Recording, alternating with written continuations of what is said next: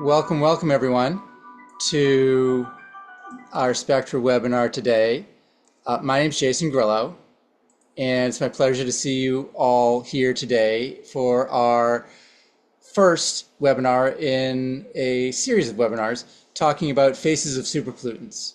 For some of you who might be new to Spectra, what I'll do today is right now take a minute or two to talk about Spectra, who I am, and the organization that is recently founded.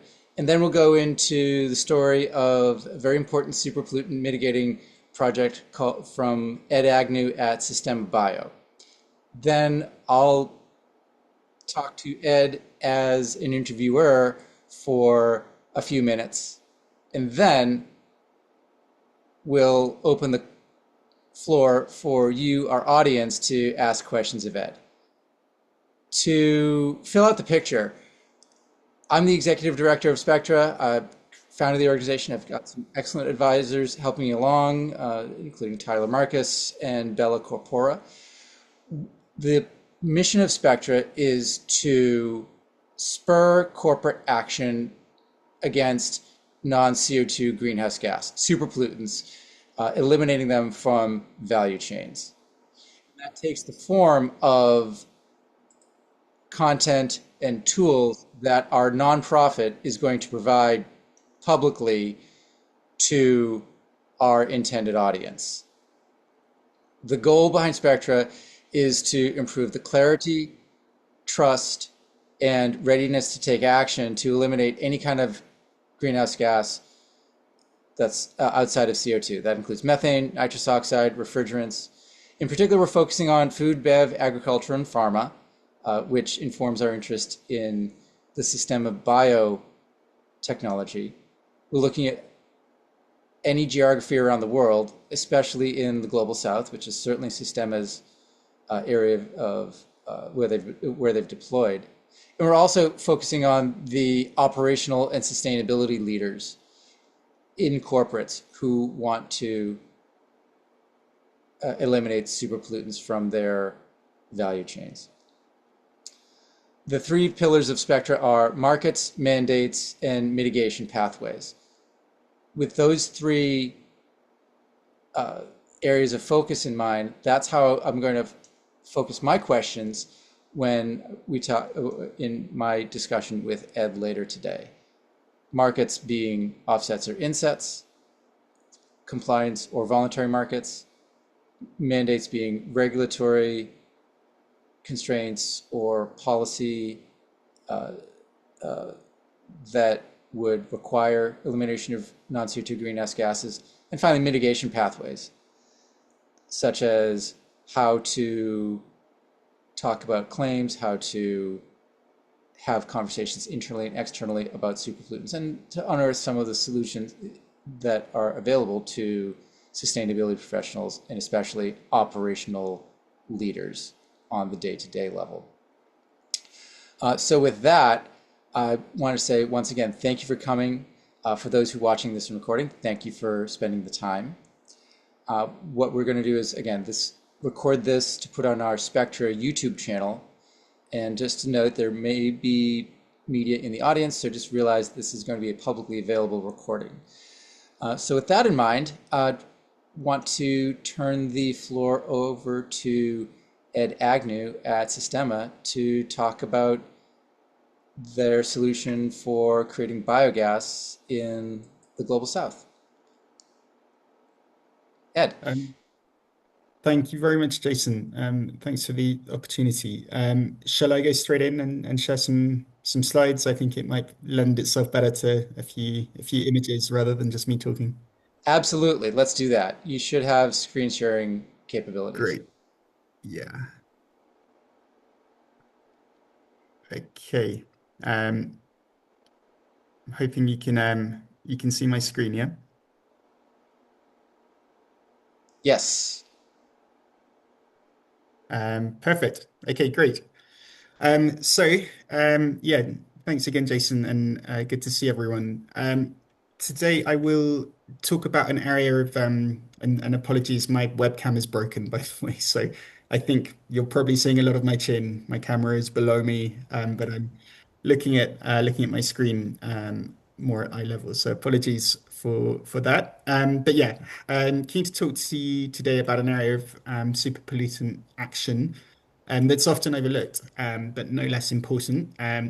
And specifically, that is agricultural methane or methane, which I'm now using interchangeably with UK or US audiences. Um, and yeah, I want to dive into how this highly fragmented and distributed source of global methane emissions can be turned into both a climate and a social a socioeconomic opportunity. So um, if I jump to the next slide, I hope there we go.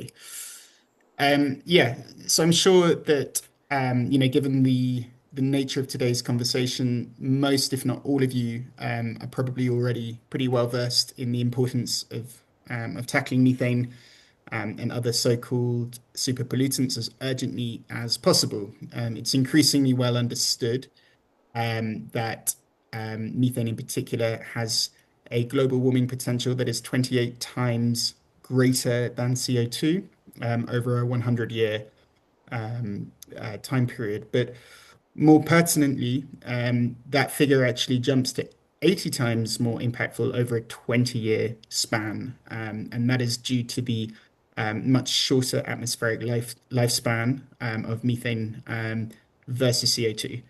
So, if we look at it through emissions today, around 30% of the climate crisis, or indeed global warming, I should say, is attributable to methane.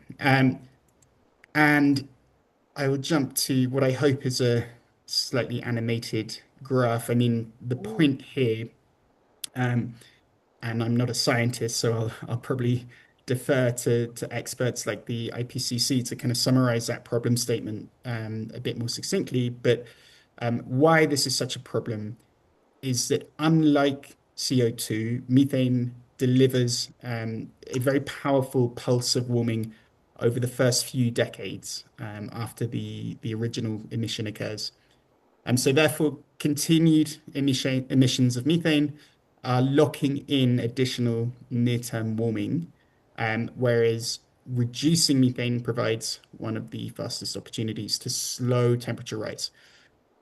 Um, and yeah, jumping to the next slide, it's if you forgive the sort of cartoon uh, image here, but it's encouraging that the urgency with which we need to tackle superpollutants is it's starting to be recognized by a broader audience, especially within carbon markets. So um, super pollutant projects have, I think, rather endearingly been termed as the carbon market's ugly ducklings by, I think, most notably Donna Lee at Calyx Global, one of the leading ratings agencies in the carbon markets. And the point is that these projects tackling methane and other non-CO2 gases are often overlooked by some because they perhaps lack the visual appeal of, say, a forestry project or, um, the novelty and innovation of an engineered carbon removals project. And yet, at the same time, these same super pollutant projects are, generally speaking, much easier to measure and have far greater traceability, and ultimately are among the highest integrity climate interventions available. I quite like that ugly duckling framing. And yeah, if you forgive me to, or permit me to continue the farmyard analogy, I mean, Sistema.bio is all about working with farmers, so I guess it fits. But agricultural methane is perhaps the next chapter of that super pollutant story. So to set the scene a little bit, in my view, oil and gas methane projects or super pollutant projects perhaps receive disproportionate attention, important as they are, um, for a few reasons. Um, so one, leaks in an oil and gas field can generally be quite easily detected through satellites, through drones, or infrared imagery and so on. So they're highly visible leaks. And at the same time, these sort of fugitive emissions can generally be reduced at quite low cost, even sometimes negative cost, if there's a scenario where the captured methane can ultimately be on-sold. Um, and equally, the very large emitters in this space are actually relatively few in number. We're talking about major oil and gas producers, but that tends to make the regulation of it slightly easier. So as a result, much of the sort of media coverage around things like the Global Methane Pledge, around major announcements through the COP process, and indeed corporate action, particularly in the energy sector, it's kind of centered on fossil-based methane. But agricultural methane is, of course, fundamentally different and arguably harder to address because we're here talking about emissions that are biological, not industrial. And these emissions come from billions of animals and hundreds of millions of smallholder farmers rather than, a few thousand facilities globally. Excuse me. And then I think finally, in the case of agricultural methane, there's no single pipe to fix, so to speak. The solutions we need often require changing farming systems or introducing new technologies, and actually incentivizing behavior change among farming communities. So all of this makes agricultural methane less visible, I would argue, and probably more difficult, and it might be definitely more difficult to finance, despite similar enormous mitigation potential. And that financing gap is really significant. Agricultural methane, it's not overlooked by science anymore, but it remains overlooked by capital. And whereas I think we've seen oil and gas based superpollutant projects or activities attract maybe greater regulation, investment at scale, and technological innovation. In agriculture, methane action has to a large degree struggled to attract such scalable financing, despite, of course, representing a huge source of human-caused methane emissions. So I think the point here is unlocking institutional investment into proven solutions in this space is therefore one of the biggest untapped opportunities within climate mitigation. Um, so moving on to Sistema.bio, we are, as a company, we've been around, more than 15 years, and actually originally were founded in Mexico, where our headquarters are today. We're a global business, but originally were founded with a thesis around carbon markets, that carbon markets and regulation could be used to dramatically decost solutions for farmers across the global south. Unfortunately, the timing there wasn't great because it was just before the old clean development mechanism kind of fell off a cliff. But that was always really the logic that scale could be achieved through this reasonably novel financing mechanism. But as I say, we are, as a company, the global leader in really sub-industrial scale, biogas technology. So this is installing anaerobic biodigesters on farms, which we've been doing. We have a track record of more than 150,000 digesters installed worldwide in a number of countries across LATAM, across sub-Saharan Africa, and India. India is by far the biggest market for the company. Um, it's a nation of something like 80 million dairy farmers, and we work particularly well with the dairy sector. Um, but ultimately, there's a number of countries we've worked, but there are really four or five, real focus countries when we talk about carbon projects. Um, So, just to make that slight distinction, we can work really across, nations in the tropics. You you get greater impact bang for your buck in nations where there are generally higher temperatures. The methane potential is higher in warmer climates. But the core focus countries from a carbon project perspective are Mexico, Colombia, Kenya, where I'm sitting today, and where I live, and India, of course. But we have reasonably large scale activities as well in Uganda, in Malawi, where we're working under Article 6, and Peru. But a few pilots elsewhere, big scale up potential we feel in quite a number of markets. Um, so to talk a little bit about what methane action looks like at Sistema. As I said, this is about installing a, a bit of best-in-class technology, so a very durable biodigester dug into the ground on site on the farm.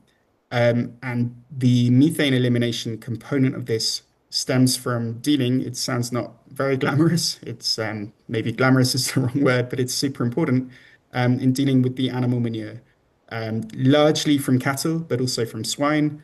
And the counterfactual here is manure that is left heaped in the farmyard on the farm, or indeed in more sort of lagoon type conditions. And the more liquid it is, as a general rule of thumb, the greater the proportion of, or the greater the scale of methane coming from that manure. So we enable the farmer and his or her team to collect the manure, to add it, mix it with water, add it to the digester.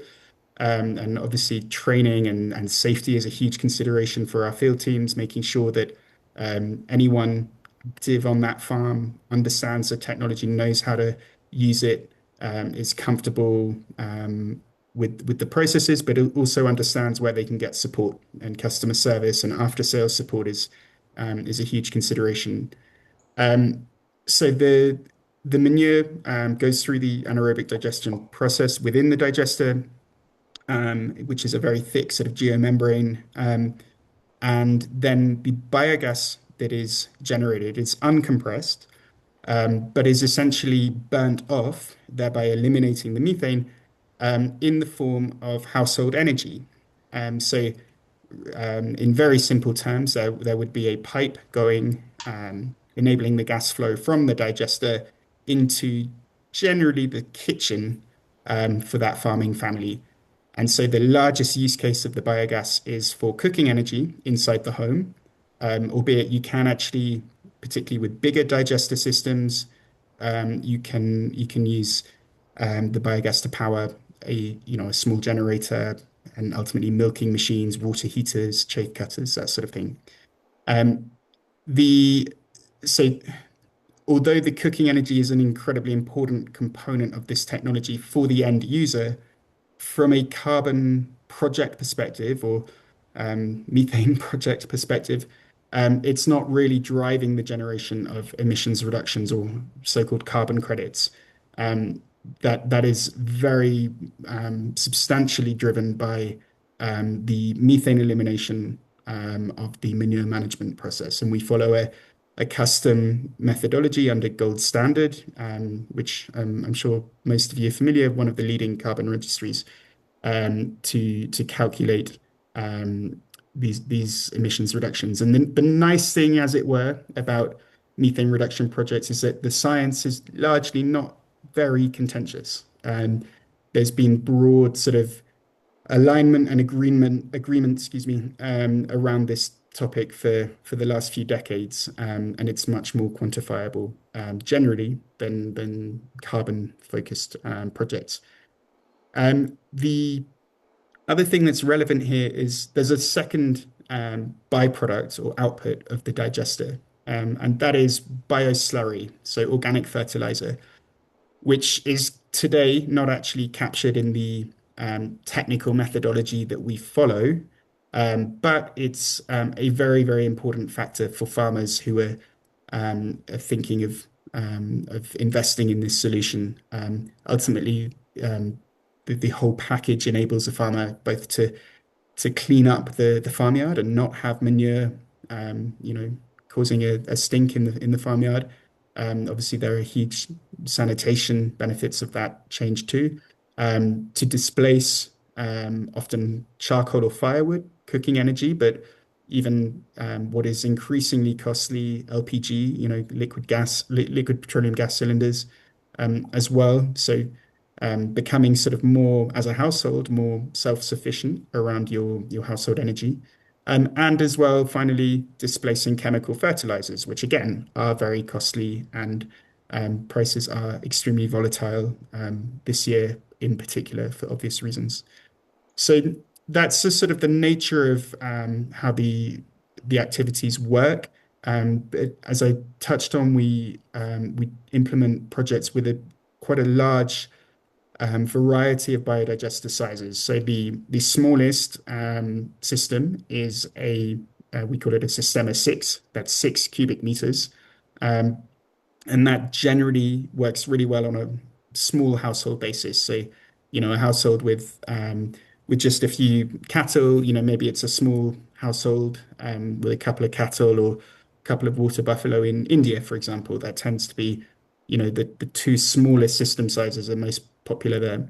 But in somewhere like Colombia, we have much higher uptake of the biggest system we have, which is the Sistema 40, so 40 cubic meters, you know, serving much more commercial, still family farms, but much more commercially focused operations. And all of this, though, operates at the sub-industrial scale. So if you're a big enough enterprise, perhaps in the US or in Europe, and operating at that kind of a scale, there'll probably be an industrial kind of solution that will enable you to generate biomethane that might be available and more affordable.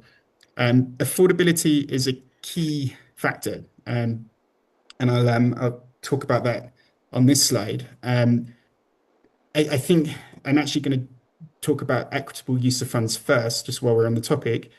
Um, Demand for this technology is incredibly sensitive to price. So, you know, of course, if we could, every farmer in the world, smallholder or otherwise, might be able to afford this solution without any form of subsidy or financing. Unfortunately, that's not the case. And so we use the generation of carbon credits in very simple terms to decost the solution for farmers. So it is essentially a non-government economic subsidy on the upfront technology, on the hardware.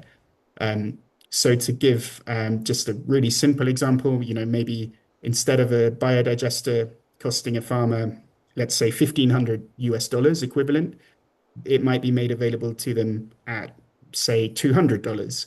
And that's the farmer contribution. And the rest is covered through carbon financing, which I'll talk more about. Um, so the farmer tends to have skin in the game, which is also important from a usage perspective and attaching that economic value to the product.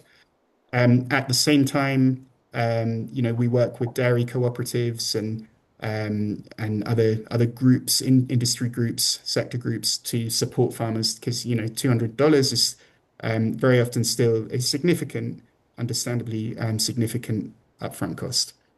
So everything we're doing is really about delivering for the farmer, trying to decost. And the same goes with, you know, dedicated teams on the ground working with and for farmers, providing technical support, providing maintenance year round, and making sure that the product is used in the right way and safely, and the farmer has all the support that they need. And then finally, the middle sort of pillar here on this slide is around technical accuracy. So in our carbon projects, if there's a fork in the road, we will always take the path towards more conservative, if there's any sort of ambiguity or uncertainty. And similarly, we want to generate carbon credits that are rooted in very traceable data. So one of the things that I was excited about when I joined Sistema.bio a couple of years ago was the recent sort of acqui-hire or you know small acquisition of what was a service provider to the company and now is embedded within the company that specializes in digital MRV. It's a super important area, and it means that ultimately usage of biodigesters, the gas flow and the temperature sensors at the point of combustion can be providing data in real time to our teams, and ultimately that's feeding into the volume of carbon credits generated, and that is definitely the future. And so we're very much leaning in on that front. I'll jump through and sorry to go on a little bit on the slides. I think this slide hopefully speaks for itself. Happy to send it afterwards via Jason. But the point here is, we're working with communities, we're working with farming families, and so the human co-benefits are incredibly important, and they are indeed plentiful. These co-benefits around um, how are we positively impacting that community or that family beyond what should be table stakes, the climate impact. So in particular, impacts around health and gender, and biodiversity as well.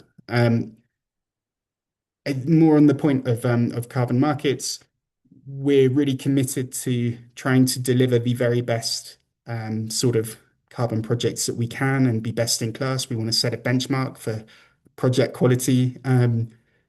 We are using a methodology that is, and quite deliberately using a methodology that is centered around complying with the core carbon principles.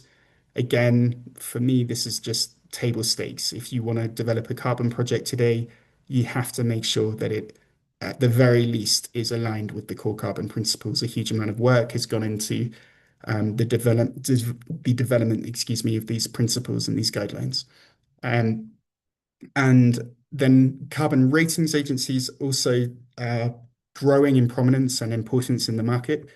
Again, is another layer of scrutiny for buyers, and again, this is a process we want to lean into. So we're working with ratings agencies where we can, including with B0, which rated our large sort of flagship India project with a double A, which we're really pleased about. We want to keep improving, and we want to set that as a benchmark for all of our projects, and we hope to get them all rated when we can.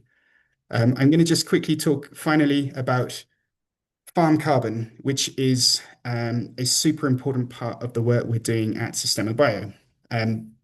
So if we think about carbon markets, and I should have said at the beginning, carbon markets is obviously the part of the business that I focus on, but there's so much more going on here than just carbon projects, carbon markets. But so yeah, with apologies for my own carbon market bias, let's say, I fundamentally believe carbon markets are nothing without scale.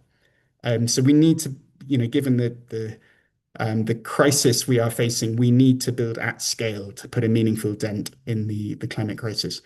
Um, and in our case, we're ultimately trying to build a new energy industry and new farming systems. And to build out a new industry, you do need to combine a number of pillars, be it customized technology that enables that energy industry to scale rapidly, and equally infrastructure or hardware that can be leveraged to again achieve scale as quickly as possible.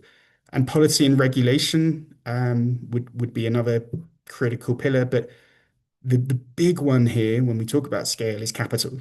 How can institutional capital be encouraged to participate in climate solutions that were previously maybe considered too fragmented, or too difficult to finance? And so that is what farm carbon is in essence about. It's about bringing institutional capital to the space and ultimately delivering climate finance where it's needed most, which is with the 500 million plus smallholder farmers around the world who face multiple and growing challenges. But one of the big challenges is obviously that the share of global climate finance reaching smallholder agriculture is, I think, less than 3%. So it's a minority component of global climate finance today. So that's what farm carbon is trying to change. We want to channel carbon revenues to farmers who are ultimately the people driving the climate impact in the first place. Without them, there would be no carbon credits to ever be sold or emissions reductions in the first place. So that's really the heart of farm carbon. It's about paying forward the economic benefit of climate action to farmers, um, and financing the carbon subsidy before carbon credits have been generated. So the farmer needs the carbon discount on day one at the time on the date of purchase, or co-investment in the digester. Obviously, that's well before any credits or emissions reductions have been calculated or verified or issued. So we need to find a way to finance that carbon discount ahead of time. And so that's really the logic. And how we do that with lenders, particularly BNP Paribas Asset Management and British International Investment, which is part of the UK government, and also Shell Foundation. These are the three institutions that are ultimately financing this vehicle.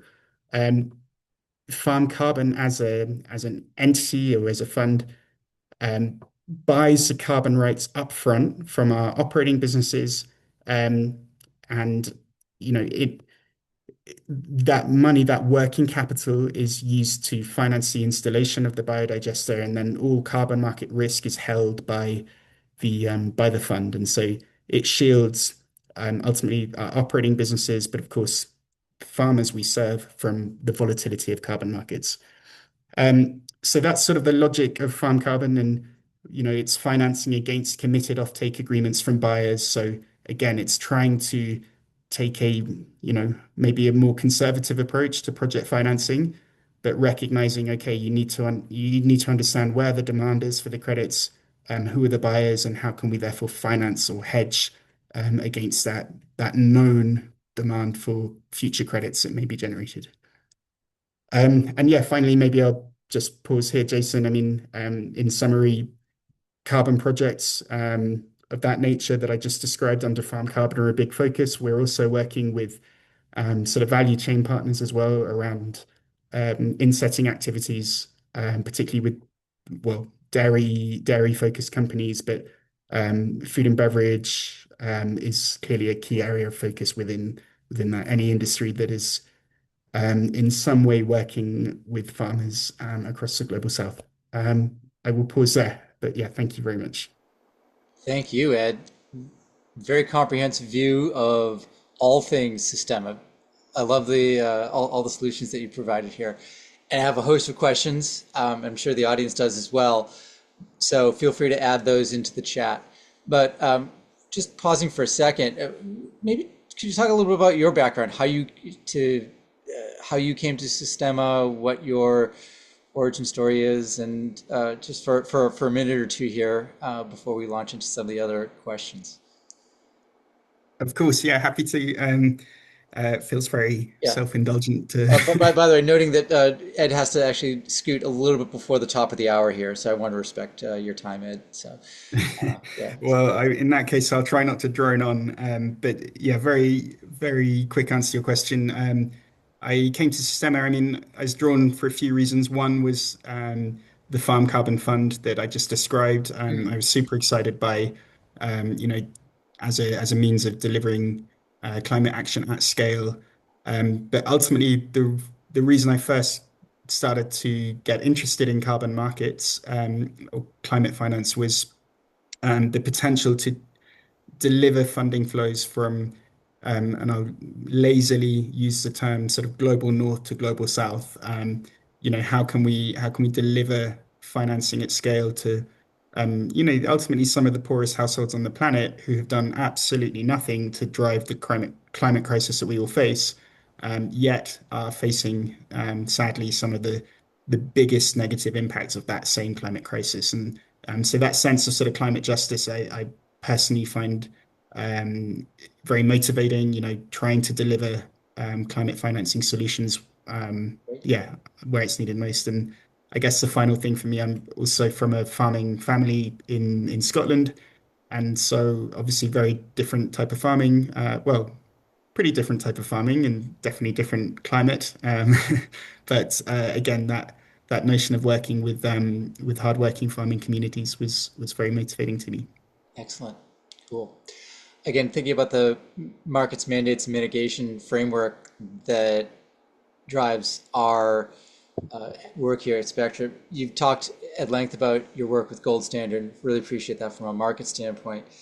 I'm curious about you mentioned the different benefits in terms of providing an energy source, but also the fertilizer source. I'm just curious, is that replacing, in addition to replacing chemical-based fertilizers, are you talking about just having fertilizer full stop? Because in some cases, so to what degree is it replacing versus just adding fertilizer into a farming into a farm that doesn't have anything to start? Yeah, that's a great question. And yeah, you're spot on. It's actually as much about not just displacing chemical fertilizer, and not every farmer or farming family that we serve is using or buying chemical fertilizer. As you suggest, they may actually not be using anything as a sort of baseline. And so yeah, very often, particularly with the smallest system size that we install, you know, these are generally very small plots and um, small activity, small scale of operations. And so, yeah, fertilizer might itself be a new innovation for the farm to introduce, and it's great. And I mean, obviously, seeing the sort of before and after of starting to use organic fertilizer and all the associated soil carbon benefits and yield increases that the farmers benefit from is always incredibly exciting. But we think it's an area that we can grow in. At the moment, you know, definitely the big focus is um, to an extent staying in our lane about just scaling the biodigester technology Right. for more farmers in more places. But we definitely do have teams that are looking at how can we broaden the relationship with farmers and maybe start working on other regenerative agriculture solutions or even things like agroforestry or biochar. And so there's a broader sort of universe of solution I think that we can ultimately try and deliver. Excellent. Thinking about the mandates pillar that for Spectra, to what extent does regulatory action or national or international or subnational policy drive what's happening with Sistema? Another good question, and yeah, the answer is a huge amount. Yeah, policy is crucial. I think I'll frame this from the perspective of a sort of carbon project developer, but of course, policy and regulation goes well beyond that. But just in my sort of carbon focused world, policy is fundamental. You know, everything from license to operate in the country as an entity, but then getting more in the weeds, having you know, the legal um, claim to the carbon credit that may be generated. You know, there has to be regulation in the country to enable you to do that. We have upfront agreements with the farmer in every single case where we have to go through with the farmer and explain, you know, what is the sort of value exchange here? Okay, the farmer is giving up his or her carbon rights Hmm. from this positive environmental decision they're taking, and in exchange, because it has to be a value exchange, Hmm. they are receiving a very big upfront discount on what would otherwise be a you know a punitively expensive solution. And so that sort of thing, but then all the way through to um, you know, more, let's say, niche carbon policy in each jurisdiction, around trading regulations and can you export carbon credits that are generated? Will they be authorized at international level? You know, Hmm. at so UNFCCC level, and again, without meaning to go too far down the rabbit hole of Article 6 and corresponding adjustments, but it's of course vitally important, and you've got to and I get it from the sovereign's perspective. You know, if a essentially private company is operating within its borders and exporting this commodity, if you will, intangible as it is, the government needs to be at least aware of it. They need to be able to track it, record it, factor it into their climate commitments, their nationally determined contributions. So there needs to be ultimately visibility or communication across the process. And so working with governments in countries of operation is, yeah, is so, so important. And we've maybe less of a carbon example, but we found a really positive example of that in India. One of the reasons we were able to scale so significantly there was by working with the National Dairy Development Board, which was already engaging with millions of farmers Mm, and having their sort of stamp of approval and yeah, their sort of green light as a or their endorsement was a huge factor in enabling more farmers to feel comfortable to make the leap or the purchase because yeah you need to win trust from the potential customer and yep, they need to understand that you're a real company, you're here to stay, you're not going to just take their money or their deposit and disappear. So um working with say government agencies or other cooperatives and so on is very important for kind of establishing trust and building your credibility. great, great. Speaks to the trust factor that we hold so dear here at Spectra. Um, so, in the interest of time, I want to get to some audience questions, and regret I don't know if we'll be able to get to everybody, but Alicia Tolman from American Biogas Council had a question about smallholder farmers. Alicia, do you want to unmute and ask? Yeah, Ed, thank you so much for the presentation. Love learning about what you guys are doing. Curious on the definition or the thresholds behind smallholder farm category and what that threshold is behind that 80% of the world's farms are smallholder farms stat. So can you tell me a little bit more about how you define that? Yeah, that's a very good question, and nice to meet you, Alicia. So the sort of fact and figure I might have to come back to you on. I can talk in very general terms. When we think about smallholder, we're generally thinking about yeah. Again, I don't know if there's a particular value in terms of say acreage or number of cattle, but the way I describe it, I think for me, what makes sense is thinking about anything that's really at the sub-industrial scale. So um, I can definitely come back to you with what that parameter might look like because I think it's an important distinction.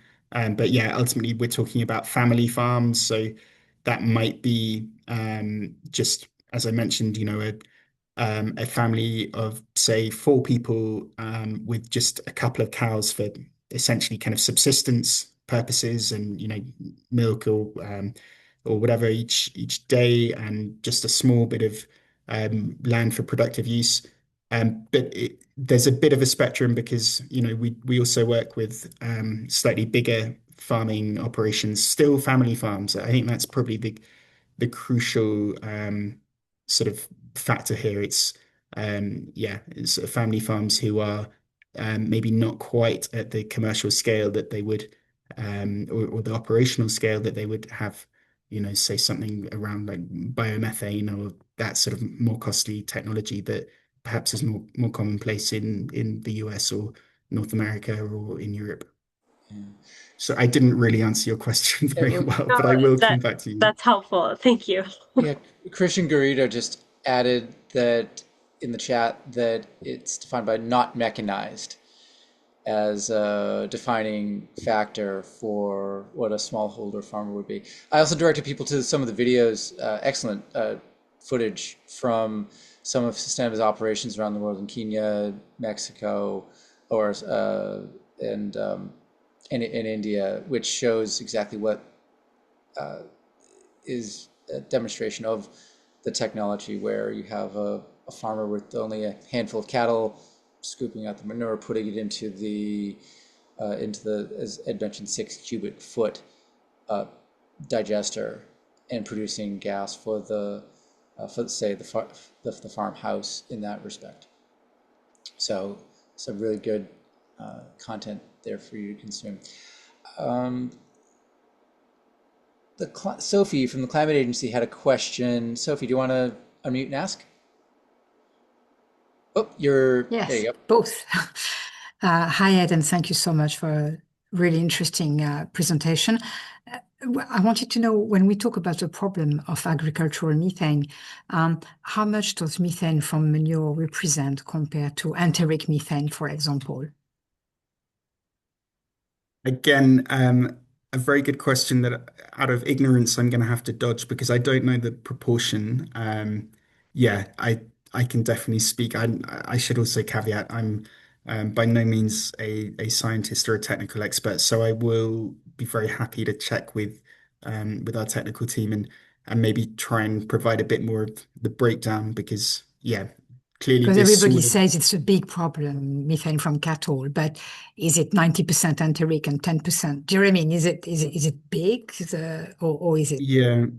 So not? my guess would be if we talk about emissions from cattle at a sort of high level, I know that the bigger proportion is from enteric methane, and there are obviously activities and innovations that lots of amazing projects, companies, and people are working on in that space, and things like feed additives and so on, which is super interesting to me, just sort of at a high level. And what the exact sort of breakdown is, I would guess it's probably something, I don't know, three quarters maybe might be enteric methane and a quarter through manure, something like that. But I will that I will definitely caveat that's a bit of a guess, and I will check with some Okay. colleagues. More than happy And to follow up on that. don't worry, sorry, I don't mean to put you on the spot. And the No, last it's question okay. was to make sure I fully understand. When you talk about farm carbon,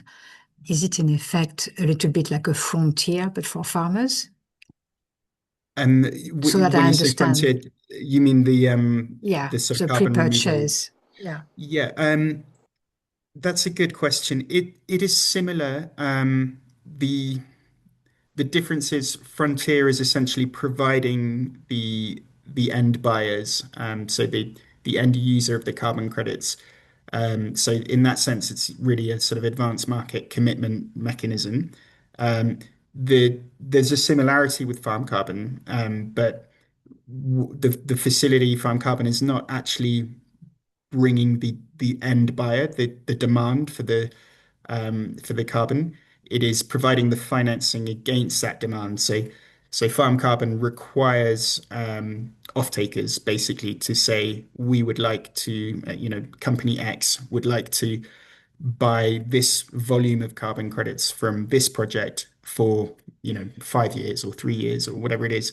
And that enables our lenders into farm carbon to say, okay, we've got some certainty here. As long as it's contracted in the right way, we've got some certainty with a very credit-worthy counterparty that's made this commitment, and we can deploy capital against that. We can see when future carbon revenue will be received, and that gives us the confidence to invest. So it's definitely let's say a more conservative way of financing projects, rather than I think a lot of carbon projects historically have maybe taken a view, or their investors, their lenders have taken a view of let's just build the project as quickly as we can, and here's lots of financing to do so. And if we build it, the demand will come, the buyers will come. Um, Maybe that does work from time to time, but it's certainly more risky. Carbon markets are pretty early stage still, I would argue. And so we're perhaps, yeah, just a bit more cautious. We want to have that certainty because our farmers, sorry, the farmers that we serve, our farmer customers need that certainty. They need to know that they're able to get not just the upfront discount, but the after sales support and so on, and the training. And so it all comes back to having the demand sort of locked in ahead of time as best we can. We don't want to be too exposed to let's say market volatility. Yeah, of course. Thank you very much. Pleasure.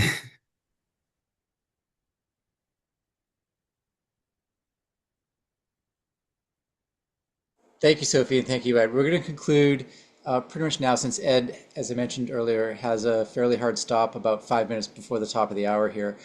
Wanted to say once again, thank you to our audience, and thank you to those of you who are watching the recording. Appreciate you.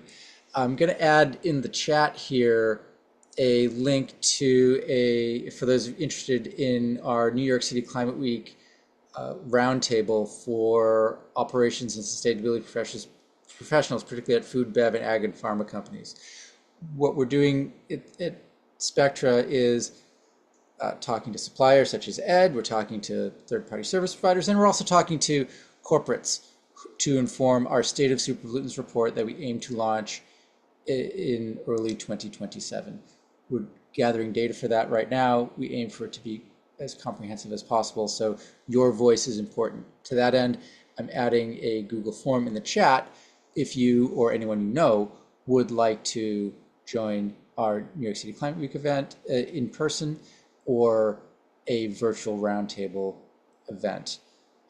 So with that in mind, I'm going to share these links to you in a post-event email. You'll also get a survey asking how well we did. Any feedback is welcome, good, bad, indifferent. We want to be able to serve you, our audience, best. Ed, thank you for adding your own email to the chat. As you mentioned too, we can also share out your slides from today's presentation in the post-event email to all who registered. So once more, thank you so much.